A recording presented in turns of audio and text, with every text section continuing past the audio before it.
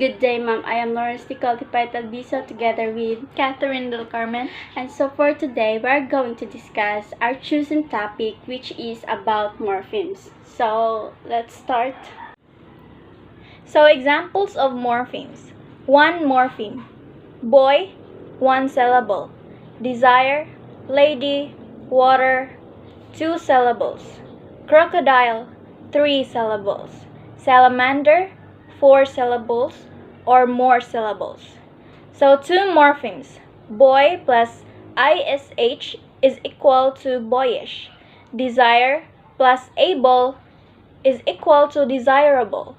3 morphemes. Boy plus ish plus ness is equal to boyishness. Desire plus able plus ity is desirability. Then 4 morphemes. Gentle plus man plus li plus ness is equal to gentlemanliness. Then an plus desire plus able plus ity is equal to undesirability. So we're going to more than 4. An plus gentle plus man plus li plus ness is equal to ungentlemanliness.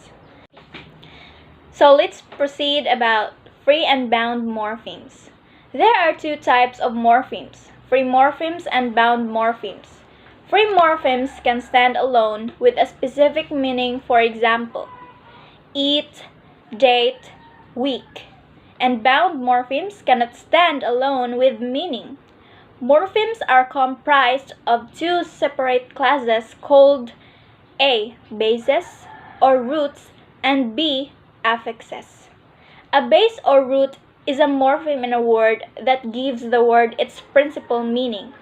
An example of a free base morpheme is a woman in the word womanly. An example of a bound base morpheme is scent in the word descent. Derivational morphology is a type of word formation that creates new lexemes, either by changing syntactic category or by adding substantial new meaning, or both, to a free or bound base.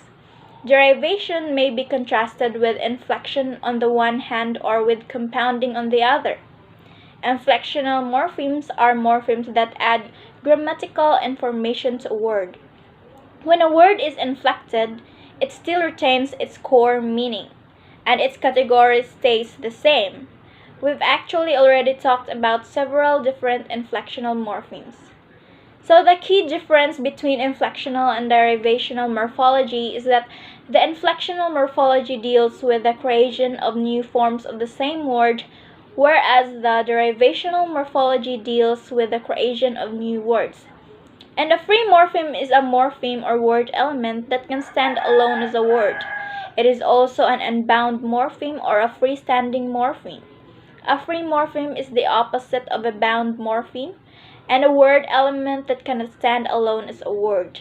Many words in English consist of a single free morpheme. So morphemes: free versus bound, derivational versus inflectional, and prefixes versus suffixes. So we are going to discuss about morphemes, and free morphemes can stand alone as an own word. Example: dog, gentle, picture, then gem. So bound morphemes consists of derivational and inflectional morphemes, and derivational morphemes consist of prefixes and suffixes. So we're going to tackle about prefixes. Example: d, pre, and un. And suffixes, example, ly, able, and inflectional contains of suffixes, example, plural, s, ing, and ed. Affixes. An affix is a bound morpheme that occurs before or after a base. An affix that comes before a base is called a prefix. Some examples of prefixes are anti, pre, on, and this, as in the following words. An affix that comes after a base is called a suffix. Some examples of suffix are li, ism, and nes, as in the following words. There are a large number of derivational affixes in English.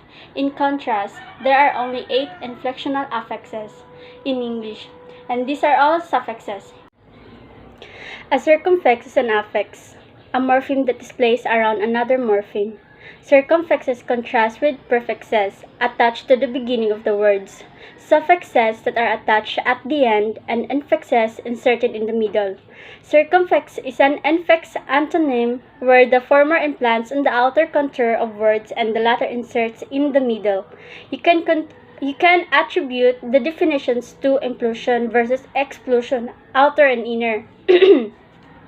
Circumfix is a two-part affix at the beginning and end of a word. And like prefix, suffix, affix, and infix, they incur polysemic ambiguity in the search query. Morphemic units affect search query inadvertently and indirectly. Example, if you search for free morphemes compound words such as blackbird, the image search will index the breed of bird, which is hyphonemic. Suffixes are morphological units that attach themselves after the stems, root, or base of words. For examples are talk with ed, and dog with s, and stable with s, where the suffix ed s modifies their meaning into present tense or pluralization. These are inflectional morphemes where the overall meaning is augmented. However, stable with s with the added s augments with the singularity to plurality in a peculiar way. Because the lexeme stable is ambiguous, it's a noun for a building for horses, and an adjective to firmly establish or unchanged. Examples of the variational suffixes are paint into er, where the verb paint has been altered into noun or painter. Prefixes are morphological units that attach before the stems, root, or base of words. Prefix and suffix are either derivational or inflectional morphemes that attachment. The former alters the meaning and the latter expresses a modification of the same meaning. For example, unstable, which is the contrast of stable. It is derivational morpheme prefix because it altered the meaning of word.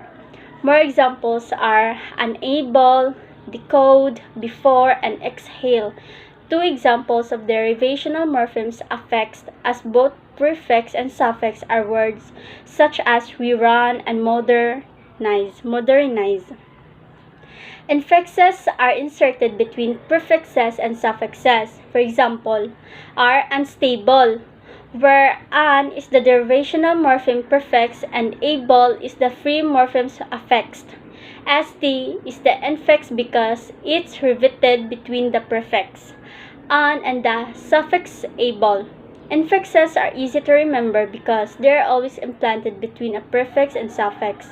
There's also the infix being implanted between two or three morphemes units, such as mother-in-law, where the infix in changes the meaning of the noun mother, and the noun law, mother-in-law, encapsulates the essence of what an infix entails. However, unstable illustrates the insertion of morphemic elements in the certain of a word. But technically, st is the derivational morphemic prefix. Infixes can add to the intensification of meanings or alter new meanings. Consider infixes to be inflectional or derivational units implanted in the body of a word. So roots. It is the morpheme that remains when all affixes are stripped from a complex word system in unsystematically word.